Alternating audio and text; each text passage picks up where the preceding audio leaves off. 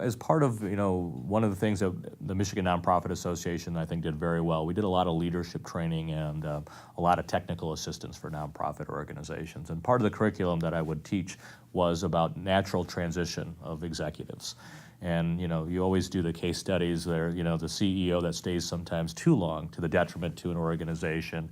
And then sometimes the CEO who doesn't stay long enough, right? And so at that point, I was getting close to finishing 10 years as the CEO of the Michigan Nonprofit Association, and I wanted to make a transition with my board. So I told them very early on, I said, I'm going to give you about 9 months, I think maybe it was 10 months, that this is the date that I'm going to be leaving the organization, and be willing to, help in whatever way that transition is. If it's going out and hiring a new executive, I'll be pleased to help, shepherd that project and so forth. But at the same time, there was conversations happening about the ConnectMichigan Alliance. It was great as it was formed.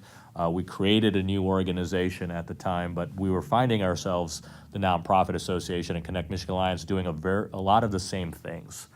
Even though we tried to create separate missions, it's just the work that we both did ended up being very similar, a lot of board overlap and so forth. And so the board said, if you're making this transition, perhaps we should take a look at merging the organizations. And so Kyle Caldwell and I, over a period of time, really negotiated what was a great opportunity to bring resources together and kind of extend the mission of both institutions by coming together.